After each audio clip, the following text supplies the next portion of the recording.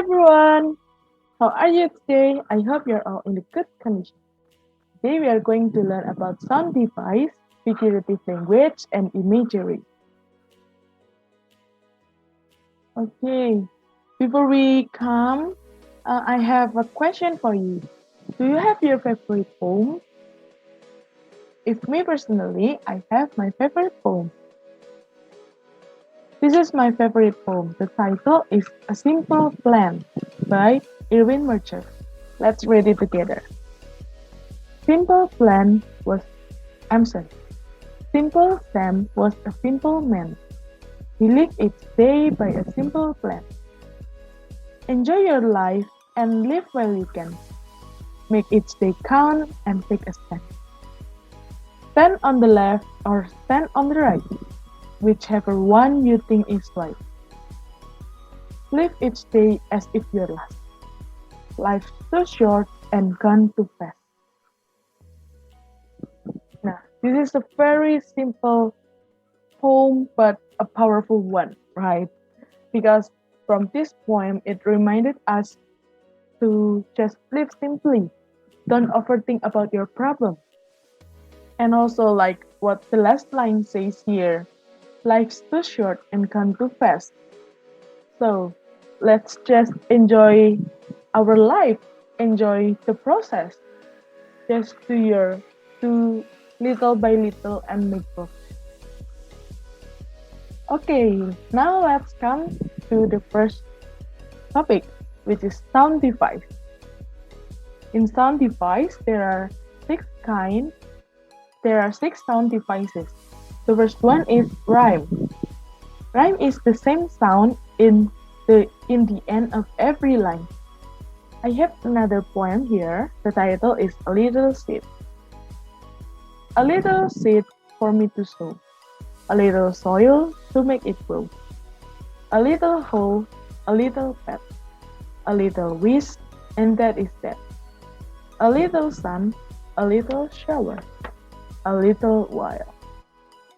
So from this poem, we can find the rhyme at the end of every line. Here, the sow, the grow, pet, and that. This called the rhyme because we have the same sound, right? Sow and grow, pet and that. And then the second one is the rhythm. Rhythm is the beat. So it's like a little seed for me to sow, a little soil to make it grow, a little hole, a little pet, a little wish, and that is that. A little sun, a little shower, a little while. So you just need to feel the beat, and that is called the rhythm. And then the next one is onomatopoeia. Onomatopoeia is the word that is used to imitate the sound. So unfortunately, we didn't have the onomatopoeia here, but it's usually the word like bang or crash, something like that. And then the next one is anaphora. Anaphora is the repetition of the word. So here we have the anaphora. A little here is the anaphora because it is the repetition. Then the next one we have alliteration. Alliteration is the repetition of the consonant sound in the beginning of the word. And then the last one we have assonance. Assonance is the repetition, but this one is the vowel. Okay, now let's try to analyze those devices with my poem. In my poem, we have, the first one, we have the rhyme. Man and plan, can and stand, right and right, and also last and fast. So these are the rhyme from my poem. And then the next one, we also have the anaphora, which is the repetition of the word. Simple, simple, then. And then the last one, we also have the assonance. This is the assonance, the repetition of words. Oh, I'm sorry. The assonance is the, the repetition of the vowel. Make each take count and take a stand. The same vowel, right? Okay. And then the next one is this figurative languages. There are four figurative languages. The first one is simile. Simile is used to compare two things, and usually it uses the word like or as. Here is the example. Paul is like cheetah when it is come to dinner. So it is comparing Paul with cheetah, but actually Paul is not a cheetah, right?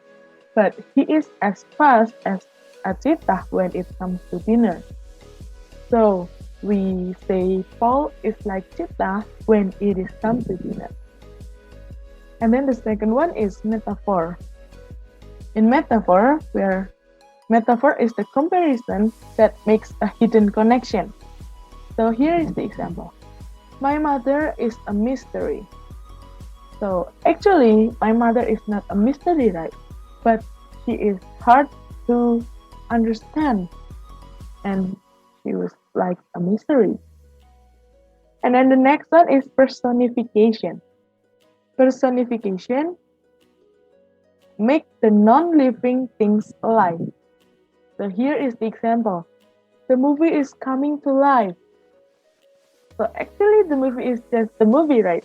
But the movie is so exciting and so fun that can makes us feel like we are in the movie and the movie is alive. So that is personification. And then the last one is hyperbole. Hyperbole is an exaggerated claim that emphasizes a point. So here is the example. I've been living with no love for centuries. So it's a hyperbole. Yeah, how can my age is not a centuries yet? How can I live with no love for centuries? Right? Okay. Now we're going to analyze with my poem. In my poem, we can only find a simile here. Live each day as if your last. So, just live your day, enjoy your day like this day is your last. And the last one, we have imagery. There are 5 imagery senses. The first one is sight, sound, smell, taste, and touch. Here is the example. It was dark and dim visual. This line is representing sight. Children were screaming and shouting hearing. The second line here is representing the sound. With the aroma of brewed coffee olfactory. This one representing the smell.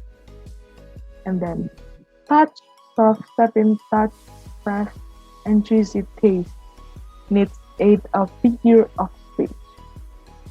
And this line representing the taste and also the touch. And unfortunately, in my poem, there is also no imagery.